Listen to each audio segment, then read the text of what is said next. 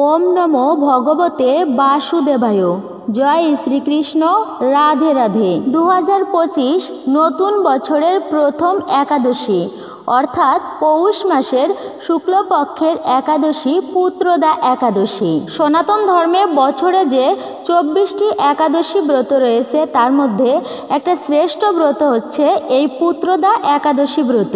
নিষ্ঠা সহকারে যারা এই পুত্রদা একাদশী ব্রত পালন করবে তারা পুত নামক নরক থেকে পরিত্রাণ লাভ করবে। আর এই ব্রত কথা শ্রবণ কীর্তনে অগ্নিষ্ঠম যজ্ঞের ফল পাওয়া যায়। ব্রহ্মাণ্ড পুরাণে এই মাহাত্ম্য বর্ণনা করা হয়েছে। এই ব্রত পালনে বিদ্বান হতে পারবে, যশস্বী অর্থাৎ ধন সম্পদ অর্থ প্রাপ্তি করতে পারবেন। এবং শুধু এগুলো নয়, এই পুত্রদা একাদশী ব্রত পালনে পুত্র সন্তান লাভ করতে পারবেন। এবং যে সকল মায়েদের সন্তান প্রাপ্তি হয়নি তারা এই ব্রত পালনে তা প্রাপ্তি করতে সক্ষম হবে। এই পবিত্র দিনে অবশ্যই 2টি তুলসী পত্র দিয়ে এই একটি কার্য সম্পাদন করুন।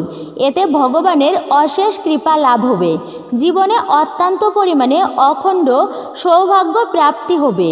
এরই পাশাপাশি শাস্ত্রে বর্ণিত হয়েছে এই পুত্রদা একাদশীর মাহাত্ম্য কথা, ব্রত কথা।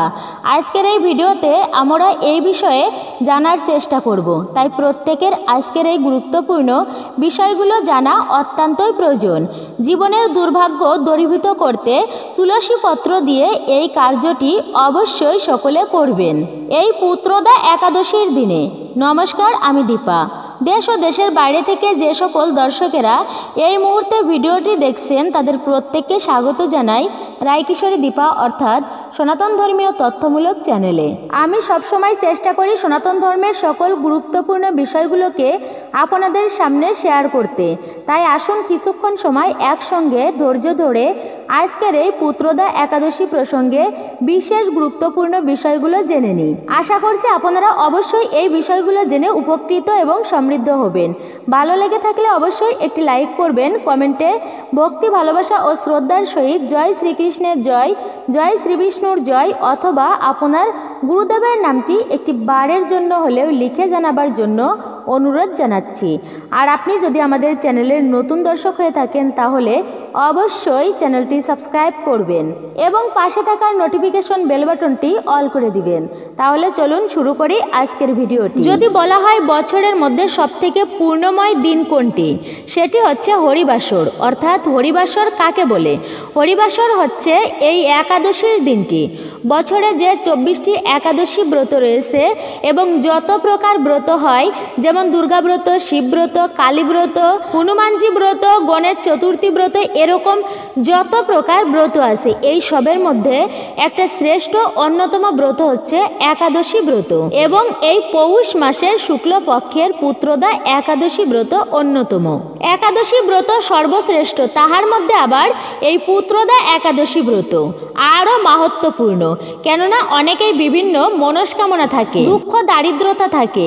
তো বলা হয়েছে এই পুত্রদা একাদশী ব্রত যে ব্যক্তি পালন করবে তার মনস্কামনা এবং অভীষ্ট পূরণ হবে। যদি সে অপুত্র হয়, এমন হয়ে থাকে যে এই জন্মে কোনো পুত্র সন্তান তার নেই, অনেকগুলো কন্যা সন্তান রয়েছে, অনেকে আবার কন্যা সন্তান অনেকের কন্যা সন্তান হলে তারা আবার সুখী হতে পারে না, এমনও কিন্তু হয়। তো মনে রাখবেন প্রকৃতির নিয়ম, ভগবান যা দিয়েছে তাই নিয়ে কিন্তু সন্তুষ্ট থাকা উচিত। অনেকেই কন্যা সন্তানকে ভালোবাসেন না, এই কারণেই যে কন্যা সন্তান কেন হলো, ভগবান দিয়েছেন দান, এটা আমার কর্মের ফল, অপরকে দোষ দিয়ে কোনো লাভ নেই। এই জন্মে যদি একটা পুত্র সন্তান না হয়, অপুত্রক হয়, এটা পূর্বজন্মে হয়তোবা কোনো না কোনো সময় সে পাপ করেছে, যে কর্মফলের দরুন ভগবান তাকে কোনো সন্তান দিচ্ছে না, নিঃসন্তান হয়ে আছে, এমনও কিন্তু অনেকেই আছেন। তো যদি এমনটাও হয় তাহলে কিন্তু কখনো দুঃখ করা উচিত নয়, এতে ভগবানের কোনো দোষ নেই। ব্রহ্ম বৈবর্ত পুরাণে পাওয়া যায় একটা কাহিনীতে, একজন রাজা ছিল, সেই রাজার কোনো সন্তানই ছিল না, কিন্তু এই পুত্রদা একাদশী ব্রত পালন করার ফলে সেই রাজা সন্তান প্রাপ্তি হয় এবং পুত্র সন্তানই প্রাপ্তি হয়। সেই রাজা পুত্র সন্তানের সুখ লাভ করেছিলেন। মনে রাখবেন এরকম একাদশী ব্রত পালন করার ফলে ভগবানের পুজো করার ফলে। বিশেষ করে মহাদেবের কিছু ব্রত রয়েছে, সেগুলো পালন করার ফলেও মহাদেবের কৃপা লাভ হলে জগতের অসাধ্য আর কিছু থাকে না। ভগবানের কৃপা তুষ্ট সন্তান আজকের এই কাহিনীতে এক রাজা পেয়েছিলেন এই পুত্রদা একাদশী ব্রত পালন করার ফলে। তো যাই হোক, এই একাদশী কিন্তু পূর্ণময় ব্রত। যে ব্যক্তি এই একাদশী ব্রত অর্থাৎ মহিমা কথা শুধু ভক্তি ভরে পাঠ ও শ্রবণ করবে ভক্তিপূর্ণভাবে, বলা হয়েছে সেই ব্যক্তি অগ্নিষ্ঠম যজ্ঞের ফল লাভ করে। যজ্ঞের অনেক মহিমা। সত্যযুগে ছিল ধ্যান, ত্রেতা যুগে যজ্ঞ ছিল, দাপর যুগে পূজা অর্চনা এবং কলিযুগে কেবলমাত্র ভগবানের নাম নেওয়াকেই যুগধর্ম বলা হয়েছে। তো ত্রেতা যুগে যাগযজ্ঞ হলেও কলিযুগেও কিন্তু যজ্ঞ করা উচিত। এই যে যেমন বিবাহ করার সময় প্রজাপতি যজ্ঞ করা হয়, আবার পূজাতেও যজ্ঞ বা হোম যজ্ঞ করা হয়। সত্যযুগের মানুষেরাও বিভিন্ন রাজরাজারা অশ্বমেধ যজ্ঞ করত। গোমেধ যজ্ঞ রয়েছে ভগবানকে প্রাপ্ত করার জন্য পুত্র রূপে। রাজা দশরথ পুত্রষ্টি যজ্ঞ করেছিলেন। তো এই রকম বিভিন্ন প্রকার মহান মহান যজ্ঞ রয়েছে, সেগুলো অভীষ্ট পূরণ করে। এরকমই তার মধ্যে একটা যজ্ঞ হচ্ছে অগ্নিষ্ঠম যজ্ঞ। আর যেহেতু এটা হচ্ছে পৌষ মাস, তো পৌষ মাস হচ্ছে বিশেষ করে সূর্য দেবতা শ্রী বিষ্ণু এবং মা লক্ষ্মীর মাস। তো এই মাসে আপনারা বিশেষভাবে পূর্বপুরুষদের যদি আশীর্বাদ কৃপা লাভ করতে চান, তাহলে অবশ্যই অনেকে এই মাসে পিতৃতর্পণ করে থাকেন। পূর্বপুরুষদের শান্তি কামনা এবং উদ্ধারের জন্য তারা পিণ্ডদান, তর্পণ এবং শ্রাদ্ধ করে থাকেন অনেকেই। সূর্যদেবের কৃপা লাভের জন্য আপনারা কিছু করতে যদি নাও পারেন, তাহলে প্রতিদিন সকালে উঠে অন্তত সূর্যদেবকে ভক্তিপূর্ণভাবে এক গুণ্ড জল অর্পণ করবেন এবং প্রণাম করবেন। তাতেই সূর্যদেব অত্যন্ত প্রসন্ন হবেন আপনার প্রতি। আপনি সূর্যদেবের আশীর্বাদ কৃপা প্রাপ্ত করতে পারবেন।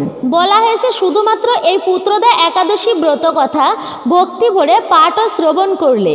ধরুন আপনি একাদশী ব্রত পালন করতে পারছেন না, তো সেক্ষেত্রে বলা হয়েছে আপনি যদি ভক্তি ভরে পাঠ বা শ্রবণ করতে পারেন এই একাদশীর মাহাত্ম্য কথা, সেই সমান ফল আপনি লাভ করতে পারবেন। এই জন্য সনাতন ধর্মে নববিধা ভক্তির মধ্যে সর্বপ্রথম শ্রবণম। শ্রবণ করলেও মঙ্গল সাধিত হয়। আমরা প্রথমে জেনে নিই এই একাদশী ব্রত পঞ্জিকা অনুসারে অনেকে আছেন তারা জানতে চান। তো পঞ্জিকা অনুসারে পুত্রদা একাদশী ব্রতর তিথিটা কখন লাগছে এবং কখন সমাপ্ত হবে এবং কোন দিন আপনাদের এই একাদশী ব্রত পালন করতে হবে, পালনের সময় এই সবটাই থাকছে।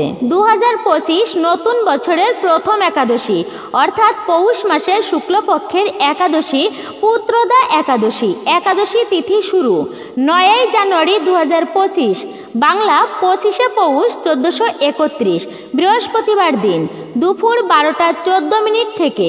একাদশী তিথি সমাপ্ত 10 জানুয়ারি 2025, বাংলা 25শে পৌষ 1431, শুক্রবার দিন সকাল 10টা 7 মিনিট 25 সেকেন্ড পর্যন্ত এই তিথি থাকবে। তো উদয় তিথি অনুসারে আপনাদেরকে ব্রত পালন করতে হবে 10 জানুয়ারি 2025, বাংলার 25শে পৌষ 1431, শুক্রবার দিন আপনাদেরকে ব্রত পালন করতে হবে শুক্রবার দিনে।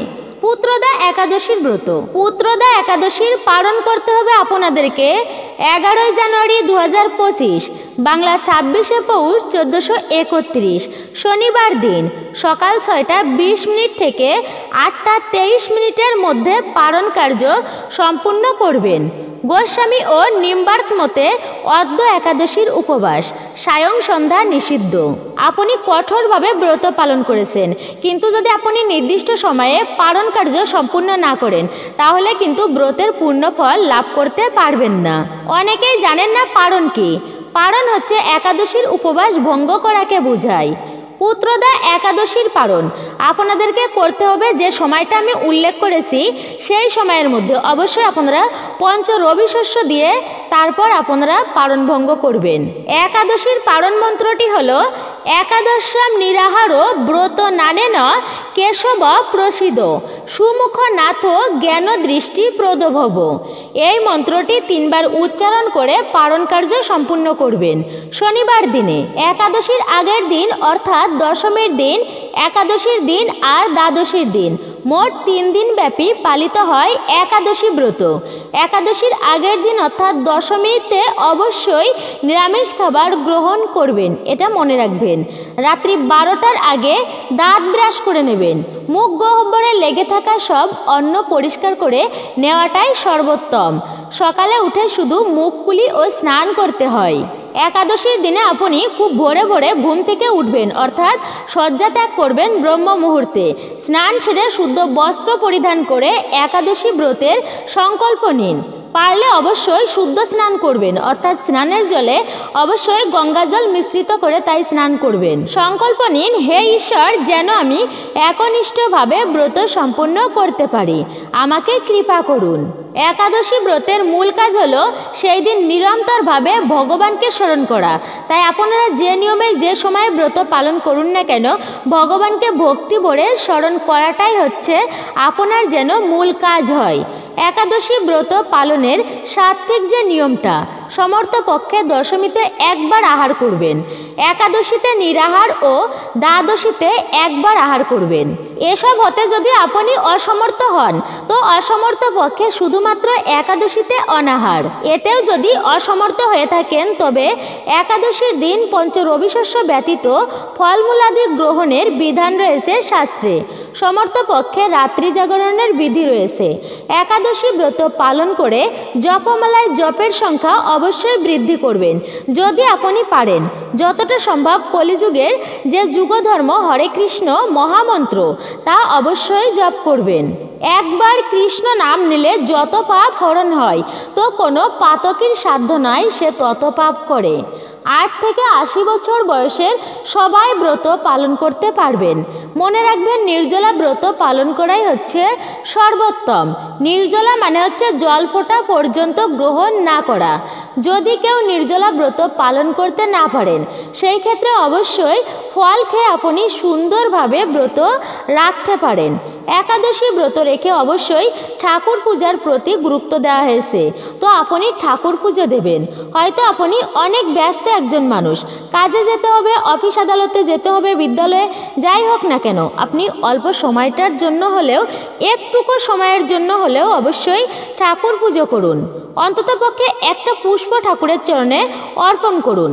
ধূপ দ্বীপ দেখিয়ে ঠাকুরকে প্রণাম করুন, তাতেই তো ব্রত পালন করা হয়।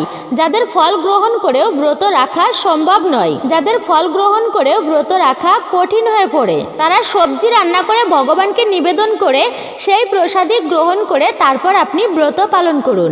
দেখবেন তাতে কিন্তু অতটা কষ্ট হবে না। কিন্তু যে কোনোভাবেই হোক না কেন অবশ্যই ব্রতটি পালন করবে। একাদশীতে রক্তক্ষরণ কিন্তু বর্জনীয়।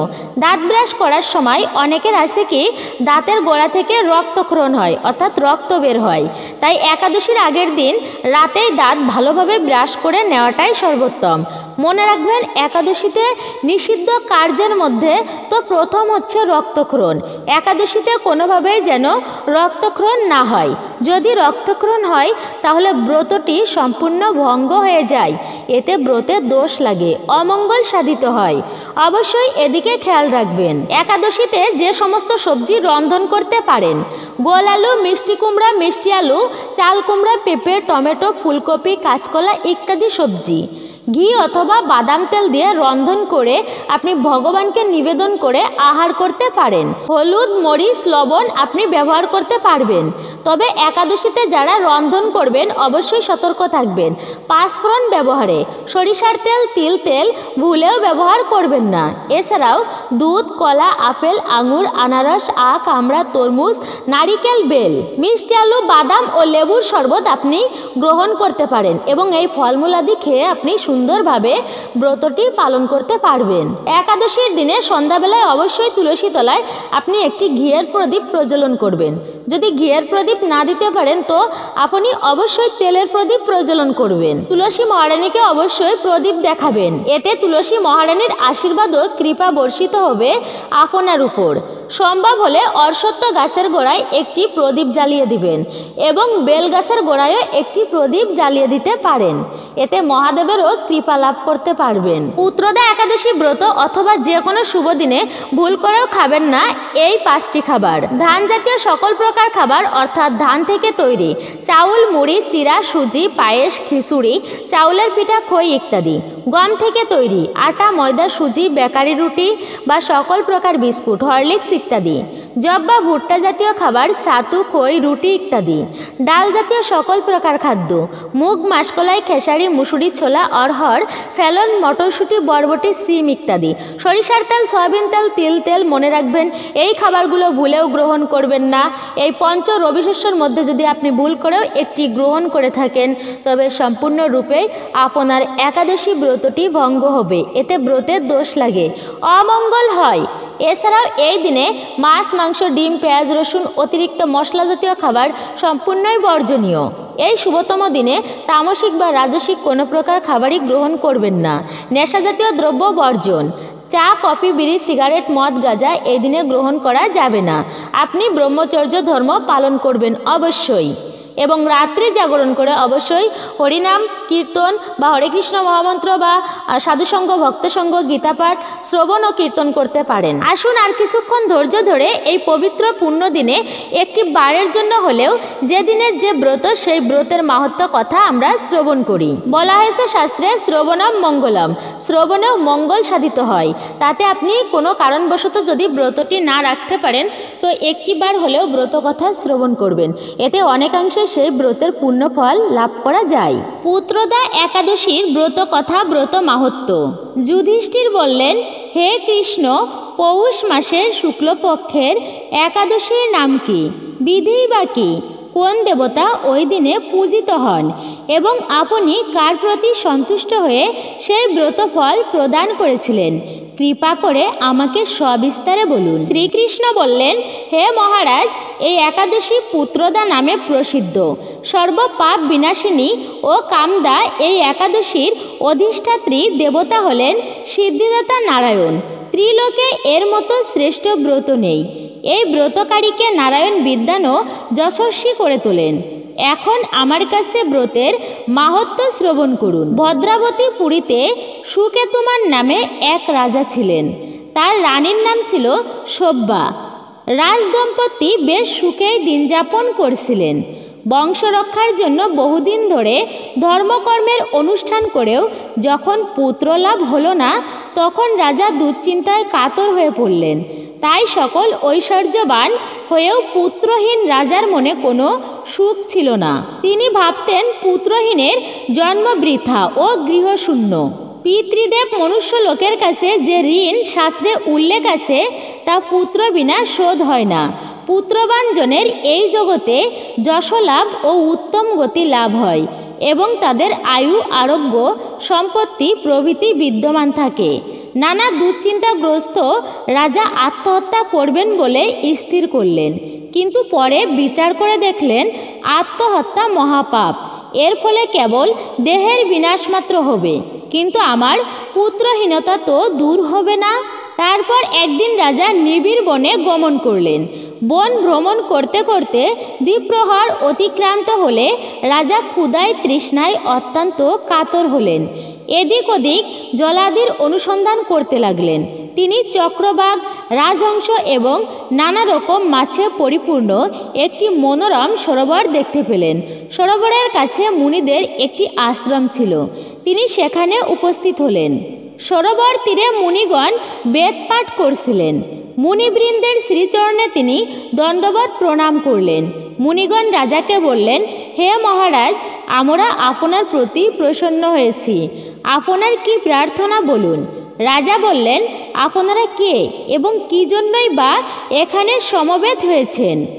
মুনিগণ বললেন, হে মহারাজ, আমরা বিশ্বদেব নামে প্রসিদ্ধ এই সরোবরে স্নান করতে এসেছি। আজ থেকে 5 দিন পরেই মাঘ মাস শুরু হবে। আজ পুত্রদা একাদশী তিথি। পুত্রদান করে বলেই এই একাদশীর নাম পুত্রদা। তাদের কথা শুনে রাজা বললেন, হে মুনিবৃন্দ, আমি অপুত্রক, তাই পুত্র কামনায় অধীর হয়ে পড়েছি। এখন আপনাদের দেখে আমার হৃদয়ে আশার সঞ্চার হয়েছে। এই দুর্ভাগা পুত্রহীনের প্রতি অনুগ্রহ করে একটি পুত্র প্রদান করুন। মুনিগণ বললেন, হে মহারাজ, আজ সেই পুত্রদা একাদশী তিথি। তাই এখনই আপনি এই ব্রত পালন করুন। ভগবান শ্রী কেশবের অনুগ্রহে অবশ্যই আপনার পুত্র লাভ হবে। মুনিদের কথা শোনার পর যথাবিধানে রাজা কেবল ফলমূলাদি আহার করে সেই ব্রত অনুষ্ঠান করলেন। দ্বাদশীর দিনে উপযুক্ত সময়ে শস্যাদি সহযোগে পালন করলেন। মুনিদের প্রণাম নিবেদন করে নিজ গৃহে ফিরে এলেন। ব্রত প্রভাবে রাজার যথাসময়ে একটি তেজস্বী পুত্র লাভ হলো। হে মহারাজ, এই ব্রত সকলেরই পালন করা কর্তব্য। মানব কল্যাণ কামনায় আপনার কাছে আমি এই ব্রত কথা বর্ণনা করলাম। নিষ্ঠা সহকারে যারা এই পুত্রদা একাদশী ব্রত পালন করবে তারা পুত নামক নরক থেকে পরিত্রাণ লাভ করবে। আর এই ব্রত কথা শ্রবণ কীর্তনে অগ্নিষ্ঠম যজ্ঞের ফল পাওয়া যায়।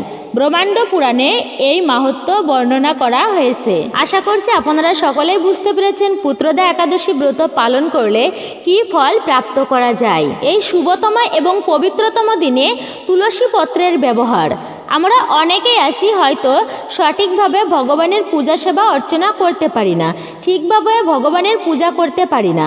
তবে তুলসী পত্র দিয়ে যদি শ্রীহরির অর্চনা করা হয়, একটি তুলসী পত্র যদি ভগবান শ্রীহরি বিষ্ণুর চরণে অর্পণ করা যায়, এতে ভগবান এতটাই প্রসন্ন হন।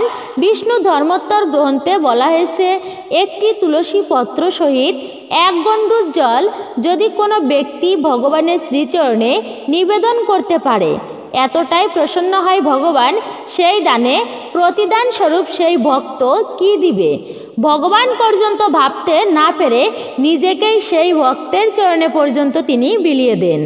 এতে ভগবান অনেক প্রসন্ন হন। আর ভগবান প্রসন্ন হলে মঙ্গল সাধিত হয়। আর ভগবান কোনো ব্যক্তির উপর সন্তুষ্ট হলে তার চরম মঙ্গল হয়। তুলসী পত্র দিয়ে ভগবানের পুজো করলে তিনি যতটা প্রসন্ন হয়, স্বর্ণ মণি মুক্তাদি দান করলেও তিনি ততটা প্রসন্ন হন না। তবে যে শুধু 1টি 2টি 3টি বা 4টি 5টি তুলসী পত্র অর্পণ করবেন তা কিন্তু নয়। আপনি 108টি বা তারও অধিক পরিমাণে তুলসী পত্র অর্পণ করতে পারেন। এই দিনে তুলসী পত্র দিয়ে শ্রী বিষ্ণুর পূজা অর্চনা করলে তিনি অত্যন্তই প্রসন্ন হন। আর যদি একবার ভগবান কোনো ব্যক্তির উপর প্রসন্ন হয়, তার আর এই জগতে কোনো কিছুর আশা থাকে না, সম্পূর্ণই প্রাপ্ত হয়ে যায়। তবে শ্রীমতী রাধারানীর চরণে তুলসী পত্র অর্পণ করা যাবে না। শ্রীকৃষ্ণ মহাপ্রভু, শ্রী নিত্যানন্দ প্রভু, শ্রী বিষ্ণু, রামচন্দ্র অর্থাৎ বিষ্ণু তত্ত্বের যে বিগ্রহ রয়েছে এবং ভগবানের যে অবতার রয়েছে তাদের চরণে তুলসী পত্র অর্পণ করা যাবে। সনাতন হিন্দু ধর্মের তুলসী গাছকে অত্যন্ত পবিত্র ও পূজনীয় বলা হয়। এই কারণে প্রায় প্রতিটি বাড়িতে তুলসী গাছ থাকে। তুলসী গাছের যতটা বৈজ্ঞানিক গুরুত্ব আছে ততটাই আছে ধর্মীয় গুরুত্ব। আয়ুর্বেদেও তুলসী ব্যবহার করা হয়। বাস্তু অনুসারে বাড়িতে তুলসী গাছ লাগালে ইতিবাচক শক্তির আধার তৈরি হয়। তুলসী গাছে দেবী লক্ষ্মীর বাস। তুলসী পত্র ছাড়া ভগবান বিষ্ণু ও শ্রীকৃষ্ণের ভোগ অসম্পূর্ণ থেকে যায়। তুলসী পত্রবিহীন ভোগ ভগবান গ্রহণ করেন না। বিষ্ণু ও লক্ষ্মীর পূজায় তুলসী ব্যবহার করলে ব্যক্তির জীবনে কখনো ধনের ও সুখের অভাব হয় না। বাড়িতে তুলসী গাছ লাগালে বাস্তুদোষ দূর হয়। বাস্তু অনুযায়ী পূর্ব দিককে ধনের দেবতা কুবেরের দিক মনে করা হয়। তাই আর্থিক পরিস্থিতিতে উন্নতির জন্য উত্তর পূর্ব কোণে তুলসী গাছ রাখা উচিত। তুলসী পাতায় ঔষধি গুণও বর্তমান।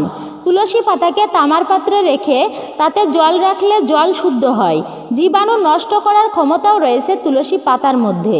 রোজ তুলসী গাছের কাছে বসলে শ্বাসকষ্ট ও হাঁপানির সমস্যা থেকেও মুক্তি পাওয়া যায়।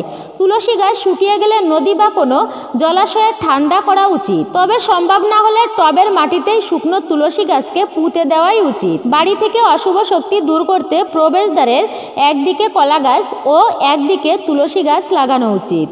তো এই ছিল আমাদের আজকের ভিডিওটি কেমন লাগলো তা কমেন্ট করে আপনার নিজস্ব মতামত অবশ্যই জানাবেন।